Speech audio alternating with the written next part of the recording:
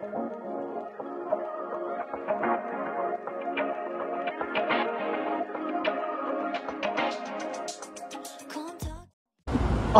dito na naman tayo si Odi.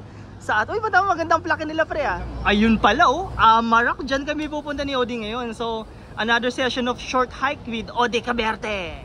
Ako ang bahala sa vlog, si Odi ang bahala sa direction ng video ng drone. Sa highlights ba? Sa highlights.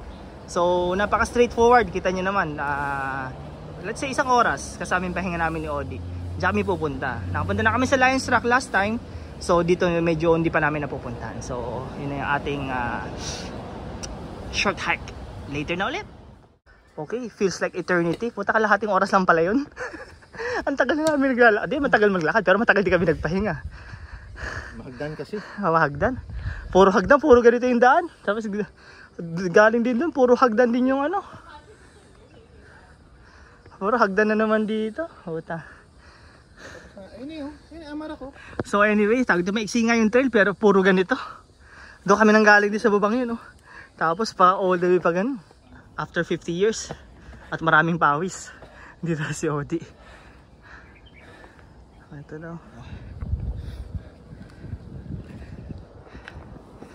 Nakaharap sa akin, nakaharap sa palayo yung drone.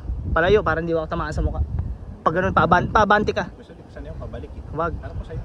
Sigurado ka? Oo, kasi paatras ako. Okay. Diyan saan baka mag-event control, tumama sa mukha ko. Yun ang iniiwasan natin mangyari.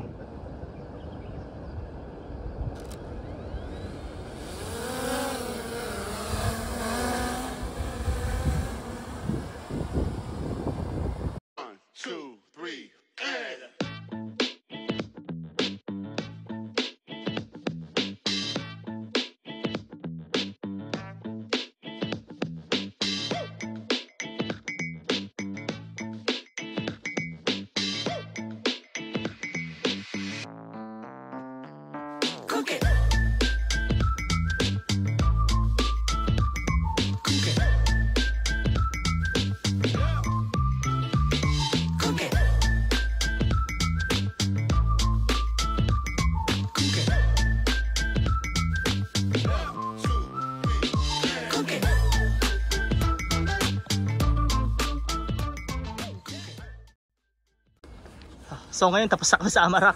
Tingnan niyo lang yung mga footage ni Odi, mga buwis buhay doon. Napabilib ako ni Odi, nakakit siya, medyo mataas yun, saka medyo nervous. Medyo nervous ako ng konti, pero yeah, survive. So yung pagkatapos ng video nito, yung footage ng edit ni Odi. Titingnan natin may bagong feature in DJI. Ano tawag doon? Master class? Master shot pala, master class. Master shot. So tingnan natin. Maganda naman 2 minutes. So then lalakaran namin to. Hopefully wala nang hagdan, siguro pababa na to. Nanggaling kami dito sa lintik na hagdan na to. Pero enjoyable naman. Always enjoyable naman pagkasama si Odi. Mga ano lang, shot while hike, ano. Banding namin ni Odi yan eh. Ngayon pababa na lang. Chill na lang yan, chill. Okay, so pagbaba na ulit.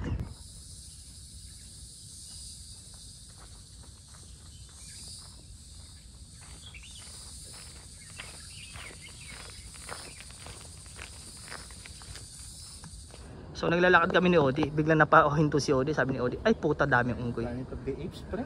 Planet of the Apes. Oh, mauna ka pre, para pag hinabol ka, at least ikaw. O yan, tama-tama may kasabay. Baka dalawa kayong habulin. Ay puta, mukhang agresibo pre.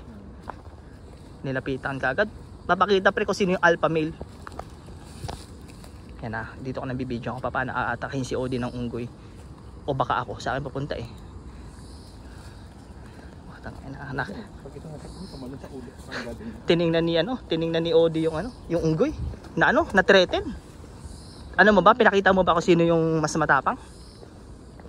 Hindi matatakot sa mga unggoy, pre. Lose-lose ang situation. Lose-lose. Bakit pat lose-lose? Pag sinapak mo yun, magagalit sila na yung peta. 22 anin. Gusto mo, sapakin ka ng unggoy. Kagating ka ng unggoy, ano? Mararabis ka. Mararabis ka pa. O to, meron pre. Gulat si Odi.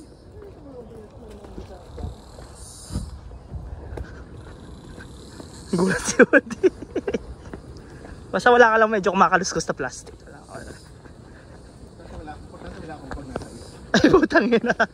Yun nga pala, nasa akin yung bag ni Odi ito. Okay lang yung isa eh. Pero pag nakakita ka ng madaming unggoy,